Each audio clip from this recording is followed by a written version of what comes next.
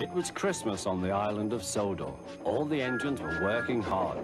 Thomas and Toby were busy carrying people and parcels up and down the branch line. Everyone was happy. Only the coaches, Annie and Clarabelle, were complaining. It's always the same before Christmas, they groaned. We feel so full, we feel so full. Oh, come on, said Thomas. Where's your festive spirit? Christmas Day is almost here. By the side of the track was a lonely little cottage with a familiar figure waving to them. It's Mrs. Kindley, whistled Thomas. Peep, peep, Happy Christmas. Thomas always felt better for seeing her. Christmas just wouldn't be Christmas without Mrs. Kindley. When work was over, Thomas went to see the other engines. All their coats had been polished. Ha, said Gordon, just look at us. Your driver will have to work fast to get you as smart as us. Never mind that, replied Thomas. I've something important to say. Do you realize it's a whole year since Mrs. Kindley saved us from a nasty accident? You remember when she was ill in bed and... Yes, of course, interrupted Edward. You told us how she waved her red dressing gown out of her window to warn you about a landslide ahead.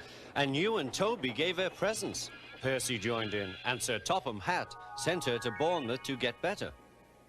But, said James and Henry together, the rest of us have never thanked her properly.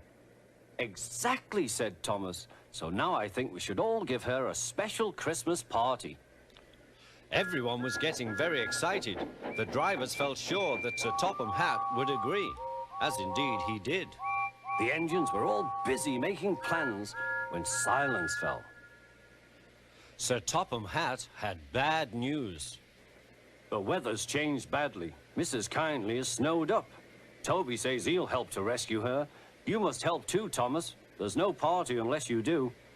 Thomas hated snow, but he said bravely, I'll try, sir. We must rescue her. We must. There's a good engine. You and Toby will manage splendidly. Thomas charged the snowdrifts fiercely. Sometimes he swept them aside. Sometimes they stuck fast, and the men had to loosen them.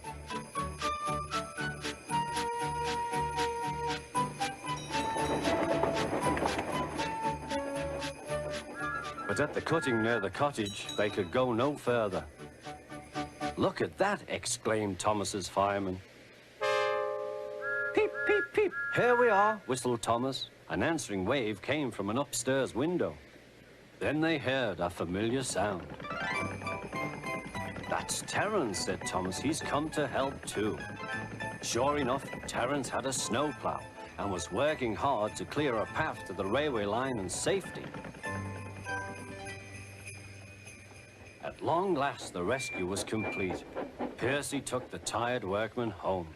Terence said goodbye to Mrs. Kindley and promised to take care of her cottage as he watched them all set off. The engines made good time. No more snow had fallen, but the yard was dark. Thomas's heart sank. Suddenly, all the lights went on.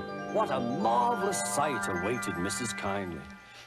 Well done, said Sir Topham Hatt. I'm really proud of you all. Mrs. Kindley especially thanked the smaller engines. Thomas and Toby are old friends, she said. And now, Percy, you are my friend too. Percy was very pleased. 3 cheers for Mrs. Kindley, he called. Peep, peep, peep. They all whistled. We wish you a Merry Christmas. We wish you a Merry Christmas. We wish you a Merry Christmas and a Happy New Year. Thomas the tank engine and his friends thought it was the best Christmas ever, and Mrs. Kindley could think of nowhere she would rather live than here with them on the island of Sodor.